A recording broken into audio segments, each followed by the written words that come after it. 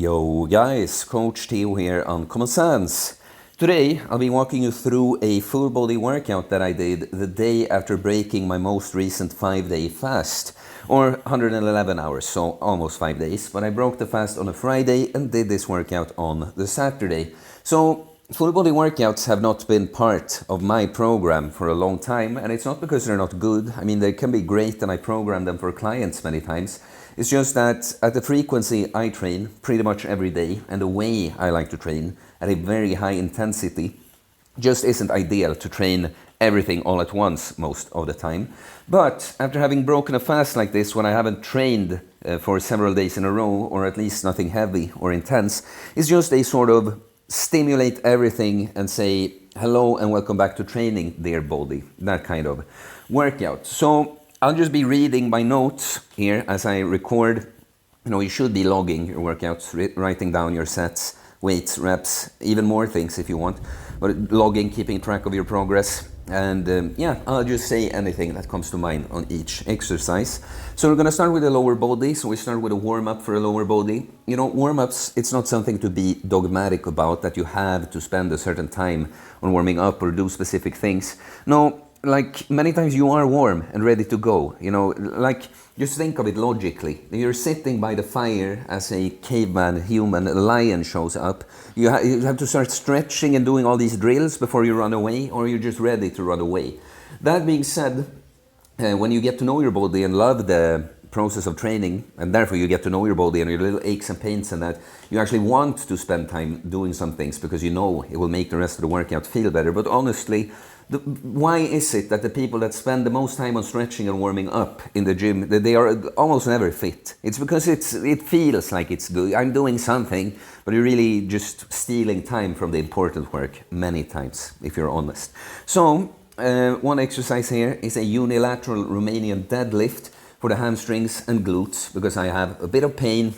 Not going to go into all my aches and pains, but pretty much on the high up on the hamstring, so to just warm that up. And so you can do this just balancing on one foot, and that's a great exercise too. It's just that the balancing, when I want to do high reps to really just get blood flow going there, it takes a little bit too much. All of a sudden it's way too much effort when I just want to get everything warm. And I've never really liked standing with both feet, even having one foot like behind the other. So what I do here is I stand on one foot and I just use the bench for a little bit of support with my hand at the bottom.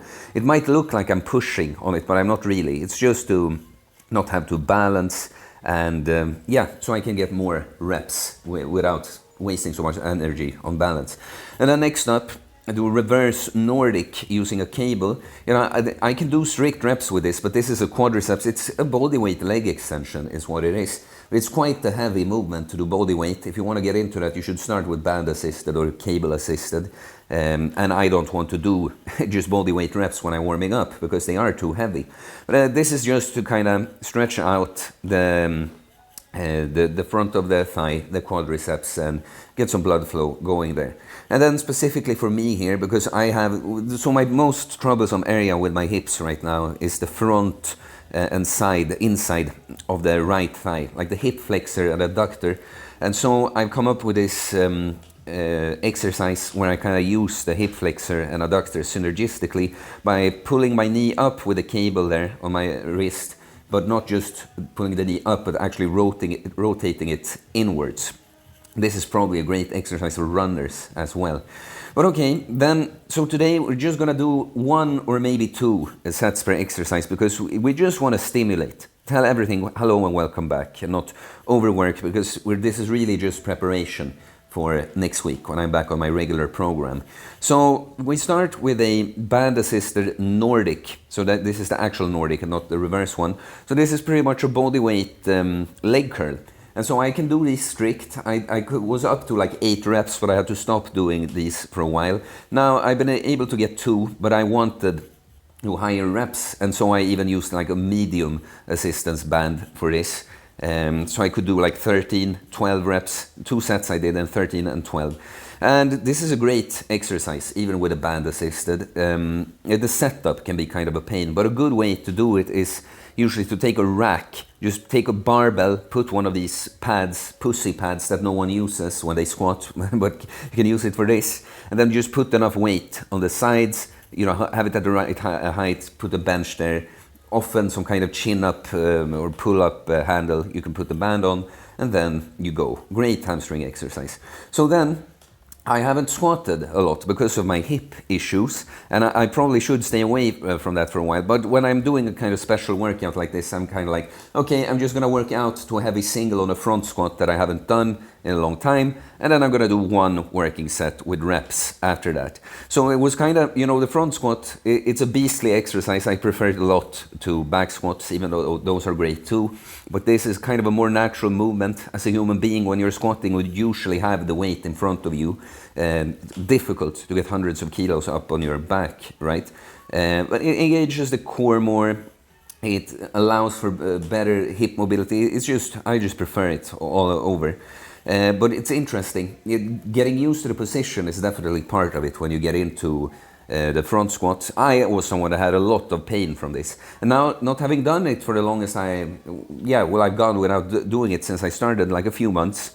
And having recently lost just a little bit of fat, man, it instantly hurt a lot more with the bar position. But now I'm used to the movement, so I could just push through that. But the way I like to do it when I warm up on this is like random amounts of reps on the first lighter weights, and then when it starts to get a bit heavier, I like to do like 1 or 2 past reps, often followed by 1 not past rep. Past rep to just make sure everything is firing. I have to think a lot about pushing through my left foot because that side is like my weaker side. And then just do, but if I'm not going to do past reps, I want to follow up with a kind of rep I will be doing. Then if I just feel like it's heavy and I don't want to waste energy, I might not do this at every weight. So 130 kilos, I could tell that, okay, I'm not going to have 140 passed, but I might have it without the pass. And I wasn't sure, but I did, in fact, get my rep at 140 kilos. And I had a goal. I would like to get at least 5 reps with 120 kilos. And I actually did. It's interesting with fasted workouts, like especially the day after when I've refed and stuff. You don't lose much strength, not even overall performance when you push through. Just for me, the sets just start feeling heavier way sooner. Like after the second rep on 120 kilos there, I was like, am I even getting 5? But I did, and that was pretty much the theme for the entire workout. Everything is like, will I even get it? And I did. So we're moving on to the upper body. So here I did a pullover, which is a great hypertrophy exercise too, but it can be a great mobility exercise when you go lighter, do it stricter with straight arms and like milk the stretch at the bottom right there. So you want to drop your hips too to get the biggest stretch, not compensate by pushing your hips up as you lean back with your arms.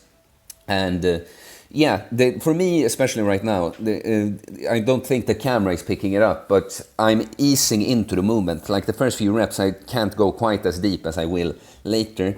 And then you just stop or finish the set with a hold. Man, really opens up the chest, stretches out the lats. Then the next thing I did, I've never done exactly that before. I don't know that it has a name. But it's not the point. It's a movement, I know. Swinging, like rotating the dumbbells back and forth like this, it will activate most muscles in and around the shoulders to some extent. And I had no certain reps in mind. Just go for it, 2 sets of each of these. So then it's time to move on to the actual upper body exercises. So this pull-down machine I've been doing for a while. Machines, I always want to say that I prefer a lot of free weighted exercises or weighted calisthenics and the like. But machines have their place. Some machines are great, and especially when you're working around some injuries that I have with the elbow and stuff, they can definitely, even more so, serve a purpose. But so here, I just, on this pull-down machine, that's mainly a lat exercise, I just had a goal that I wanted to try to tie what I had done right before the fast, 90 kilos on this machine for 12 reps. I did hit it, and then for good measure, I just did a double drop set, and this was the only set I did on that exercise.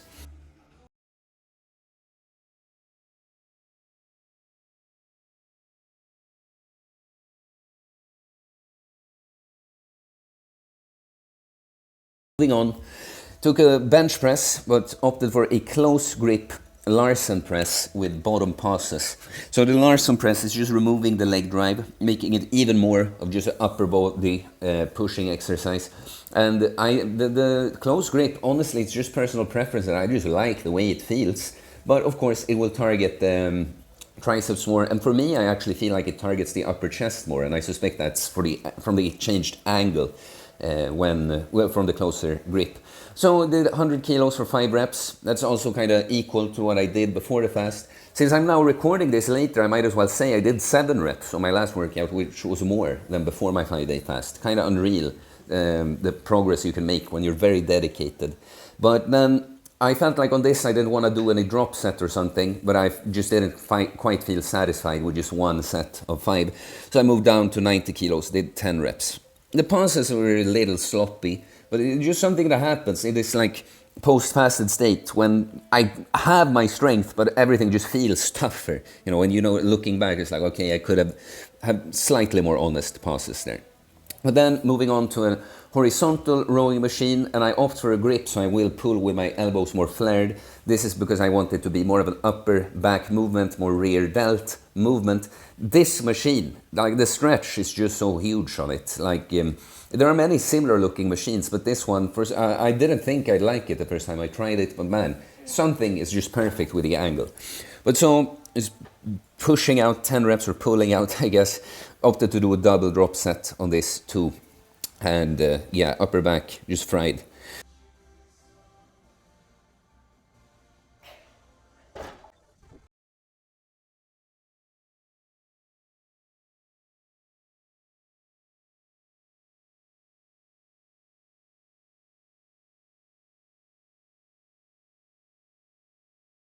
Have this pressing machine, and I like to put a pad between myself and the machine to kind of emulate the behind the neck press with a barbell, which is also a great exercise. Absolutely not dangerous for your shoulders unless you have some mobility restrictions there already, of course. But like, don't buy into all this fear mongering that people do from different. There are no bad movements that you can naturally do. You can just be dumb about it. There are more and less exposed positions, but so. Making it more of a behind the neck press will just target the mid delt more than the front delt, like just shift the focus slightly, and a bit more upper back actually. On this one, also a double drop set because it's just very accessible in the machine.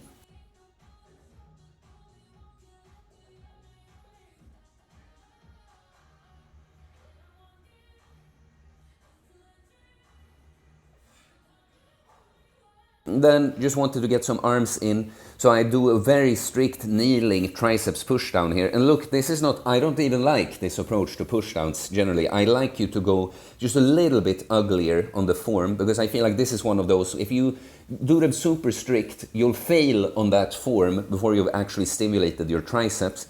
But again, I have a little bit of elbow issues, and especially on a workout like this, I just want to stimulate, and I just kind of, the focus for me right now will not be on growth and pushing numbers so hard. So this approach is just a kind of therapeutical approach for the triceps. And 2 sets here, double drop set. So, you know, all the bigger movements, the press, the behind the neck press machine is just 1 set because I do the double drop set. Same with the rowing machine, same with the pull down machine. It was just on the bench press. I did 1 more set. But for these arm exercises, I could do two, I felt like. So I did a Zottman curl with a fat grip. So not shown, I did with a heavier dumbbells first, and then moved down to lower.